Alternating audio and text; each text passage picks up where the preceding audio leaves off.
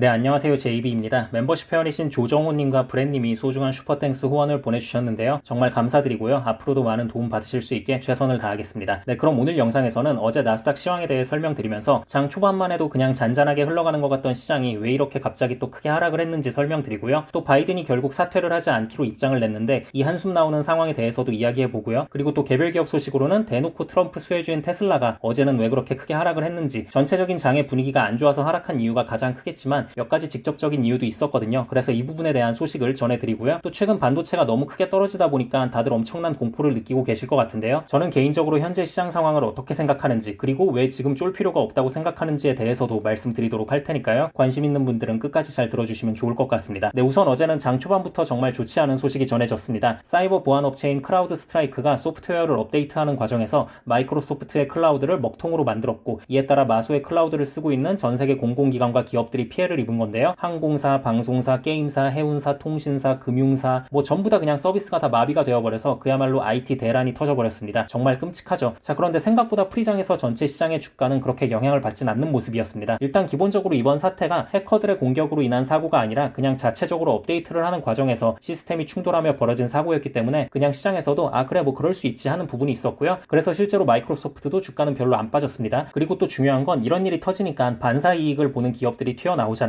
예를 들어 보안 관련해서는 크라우드 스트라이크의 경쟁사인 펠로엘토 네트워크스의 주가가 올랐고, 또 마이크로소프트의 클라우드가 저렇게 안 좋은 모습을 최근 계속 보이니까 클라우드 부문 경쟁자인 아마존과 구글의 주가 역시 반사이익을 받을 수 있었습니다. 그래서 전체적으로 보자면 시장은 적당히 보합권을 맴돌면서 잘 흘러가고 있었는데요. 자, 그런데 갑자기 또 시장의 분위기가 급반전하기 시작합니다. 정말 이놈의 정치 이슈 아주 지긋지긋한데요. 바이든이 이번 주말에 사퇴를 할 거라는 소식이 바로 전날 나왔었잖아요. 심지어 낸시 펠로시라던가 버락 오바마도 바이든이 사퇴해야 한다고 하면서 진짜 이번에 사퇴하나 보다 싶은 분위기가 분명히 있었는데요. 그런데 바이든이 자기는 사퇴 안 하고 끝까지 완주하겠다고 밝힌 거예요. 정말 뭐랄까요. 바이든의 이 노욕, 정말 나이 먹고 꼬장 부리면 답도 없다더니 그런 모습을 아주 제대로 보여주고 있습니다. 바이든은 지금 돌아가는 상황이 어떤지 메타인지가 전혀 안 되고 있어요. 평생을 함께 해온 주변 측근들이 저 정도로까지 말할 땐 다 이유가 있는 건데, 그리고 또 지금 민주당 지지자들 사이에서도 바이든 사퇴 여론이 뜨겁잖아요. 심지어 지금 SNS에서는 어떤 챌린지가 나오고 있냐면 바이든 그동안 고생하셨으니 이제 좀 쉬시고 횃불을 다음 타자에게 넘겨주세요. 뭐 이런 식의 챌린지도 나오고 있는 상황이거든요. 근데 저는 민주당 지지자들을 보면 또 그런 생각도 들어요. 아니 이런 상황을 예상 못했냐 이거야. 바이든 건강 이슈 불거진 게 최근 갑자기 나온 이슈가 아닌데, 그리고 지금 나이가 세상에 한국 나이로는 80대 중반에 가까운 노인 그 자체인데 애초에 민주당 대선 후보 결정 선거에서 표를 안 주는 게 맞았던 거죠. 그래서 아무튼 참 이제 와서 저러고 있는 저들도 좀 한심하고 답답하다라는 생각이 들고요. 네, 아무튼 바이든이 완주 의사를 밝히니까 증시가 또 급격히 요동치기 시작했습니다. 근데 사실 따지고 보면 이것도 좀 웃기죠. 바이든이 사퇴한다는 소식이 나왔을 때는 사퇴한다는 이유로 주가가 엄청 하락했다가 이제 다시 또 완주한다니까 완주한다는 이유로 주가가 엄청 하락하고, 지금 시장은 그냥 논리가 없습니다. 참고로 말씀드리자면 저는 어제 영상에서도 말씀을 드렸지만 바이든의 사퇴가 증시에 더 도움이 된다고 생각하는 입장입니다. 혹시 못 보신 분들은 제가 이 부분만 따로 축출해서 쇼츠로도 올려놨으니까요. 한번 확인해 주시면 좋을 것 같고요. 그리고 또 어제 같은 경우엔 옵션 만기일이기도 했기 때문에 이렇게 저렇게 뭔가 하락의 여지를 주지 않는 게 중요했는데 안타깝게도 안 좋은 뉴스들이 나오면서 하락의 명분을 준 부분이 있었습니다. 그리고 개별 기업 소식으로는 테슬라 소식 전해드리자면요. 어제 테슬라도 장 초반까진 괜찮았어요. 심지어 트럼프가 대선 후보 수락 첫 연설에서 전기차 의무화를 폐지하겠다는 발언을 했음에도 불구하고 뭐 딱히 이에 대한 영향을 받지도 않았습니다. 트럼프가 저렇게 나올 건 이미 시장에서 다 예상했던 부분인 것도 있고요. 또 이 부분에 대해서 일론 머스크한테 사람들이 질문을 하니까 일론 머스크가 굉장히 쿨하게 아무렇지 않다는 듯 X에 글을 남겼어요. 많은 사람들이 테슬라가 보조금에 의지해서 생존하고 있다고 생각한다. 하지만 이는 다른 전기차 업체들에게 해당하는 사항이지 테슬라는 해당 사항이 없다. 라는 글을 딱 남겨주면서 트럼프의 연설에는 테슬라 주가가 거의 영향을 받지 않았습니다. 이건 맞죠 사실. 일론 머스크가 트럼프의 정책 방향성을 다 알고 있음에도 불구하고 예전부터 공화당을 지지하는 스탠스를 많이 보여온 데는 다 이유가 있는 겁니다. 그리고 오히려 이렇게 국가가 치킨 게임 판을 대신 깔아주고 이참에 보조금으로 연명하고 있는 기업들이 다 무너지면 테슬라에게는 더 좋을 수 있기 때문에 현재 상황을 낙관적으로 보고 있는 것 같습니다. 그런데 테슬라도 장 후반으로 갈수록 주가가 많이 빠졌죠. 이건 왜 그랬냐면요. 일단 첫 번째 이유는 시장 자체의 분위기가 너무 안 좋았습니다. 안 좋은 매크로 분위기를 이겨낼 수 있는 기업이 별로 없어요. 특히 테슬라 같은 성장주들은 그런 게 더 심하죠. 그리고 두 번째 이유는 어제 크라우드 스트라이크 사태로 테슬라의 일부 생산 시설이 중단됐다는 소식이 들려온 거예요. 그래서 이때 막 열받아서 일론 머스크도 역대 최대의 IT 실패라면서 테슬라의 모든 시스템에서 크라우드 스트라이크를 삭제했다는 글을 남기기도 했습니다. 테슬라가 최근 공장을 100% 풀로 돌리고 있다는 소식도 전해지고 이래저래 바쁜 상황이었던 것 같은데 좀 짜증나는 상황이 벌어졌다고 보시면 될 것 같고요. 아무튼 이러한 이유들로 어제 테슬라 주가는 크게 하락했습니다. 네, 그럼 마지막으로 최근 증시의 하락을 왜 쫄 필요가 없다고 생각하는지에 대한 제 개인적인 의견을 한번 이야기해 보도록 하겠습니다. 자, 일단 제가 주식시장을 바라볼 때 이게 위기냐 아니냐를 판단하는 대원칙은 이거예요. 우선 첫 번째, 기업들의 실적이 좋게 잘 나오고 있는가, 그리고 두 번째, 연준이 금리를 인상하려는 스탠스를 지속적으로 취하고 있는가. 제가 방금 말한 이 말을 토대로 나온 말이 연준에 맞서지 마라 이거잖아요. 이게 정말 맞는 말인 게 기업들 실적이 아무리 잘 나와도 연준이 금리를 인하하려는 조짐이 전혀 보이지 않고 오히려 금리를 계속 인상해야 할 것 같은 뉘앙스를 풍기면 주가는 오르지 못합니다. 이건 쉽게 말해서 인플레가 전혀 잡히지 않는 상황을 말하는 거겠죠. 그리고 또 반대로 연준이 아무리 금리를 인하하고 좋게 분위기를 잡으려고 해도 기업들의 실적이 안 좋게 나오면 주가는 오르지 못합니다. 기업들의 실적이 안 좋게 나온다는 건 바꿔 말하자면 경기가 침체되어 있음을 의미하는 거겠죠. 자, 아무튼 이 두 가지 경우만 아니라면 저는 쫄 필요가 없다고 생각하고요. 아니 솔직히 심지어 저 두 가지 경우에도 장기 투자자라면 그냥 시장에 계속 머물러 있으면서 오히려 꾸준히 저가 매수를 하는 게 맞다고 생각합니다. 자, 그런데 지금 상황을 보자면 저 안 좋은 시나리오에 해당하고 있는 게 있나요? 없어요. 인플레는 꾸준히 잘 잡힌 덕분에 연준도 이제는 금리 인상은 아예 옵션에 없고 올해 9월에 첫 금리 인하를 시행할 확률이 엄청나게 높아졌습니다. 사실상 지금 확정이라고 봐도 되는 상황이죠. 그리고 기업들 실적도 잘 나오고 있어요. 은행들 돈 쓸어 담고 있는 거 봐요. 그리고 반도체 섹터의 선행 지표로 쓰이는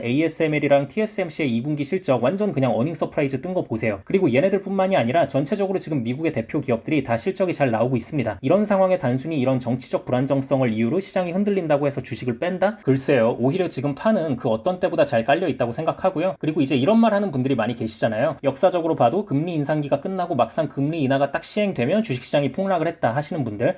근데 이거는 이제 우리가 잘 생각해봐야 하는 게 경기가 꺾이고 침체에 이미 접어든 후에 아이쿠 이대로는 안 되겠다 하고 부랴부랴 금리를 인하했기 때문에 주식시장이 박살난 겁니다. 그러니까 이게 원인 분석을 분명하게 할 필요가 있어요. 금리를 인하했기 때문에 주식시장이 박살난 게 아니고요. 이미 경제가 박살 나 있는 상황에 이걸 살리기 위해 금리 인하 처방을 뒤늦게라도 했다. 이렇게 봐야 되는 거죠. 그래서 아무튼 이런 과거의 실수를 되풀이하지 않기 위해 지금 연준 의장 파월도 그렇고 다른 연준 위원들도 그렇고 인플레가 2% 목표치에 꼭 도달하지 않더라도 잘 잡혀가는 추세만 충분히 확인이 된다면 미리 금리 인하를 해야 한다는 식으로 최근 계속 발언을 하고 있는 거잖아요. 그래서 이것만 보더라도 아실 수 있겠지만 지금 연준은 경기를 해칠 생각이 없습니다. 주식시장을 무너뜨리고 싶어 하지도 않아요. 2년 전이랑 확실히 상황이 많이 변했습니다. 재작년 잭슨홀 미팅 때 생각해보면요. 그때는 진짜 인플레 수치가 여전히 너무 높은데도 불구하고 시장이 계속 안심하고 오르기만 하니까 파월이 딱 그랬잖아요. 경기 침체를 각오하더라도 지금은 인플레를 잡는 게 우선이다. 이때는 정말 주식시장을 대놓고 파괴해버리는 발언을 한 거죠. 그래서 이때 아주 그냥 시장이 전체적으로 자금이 싹 다 빠지고 난리가 났었습니다. 아무튼 지금은 상황이 많이 다르다는 거예요. 그리고 원래 정치 이슈라던가 전쟁 이슈라던가 이런 것들에 의한 하락은 그렇게 오래 지속하지 않는 경우가 많습니다. 그래서 저는 지금 말씀을 드리는 게 오히려 지금은 분할 매수를 진행하기에 나쁘지 않은 구간이다라는 입장이고요. 그리고 또 이런 말도 나오더라고요. 지금 보면 트럼프가 너무할 정도로 극단적인 발언들을 최근 들어서 많이 쏟아내고 있잖아요.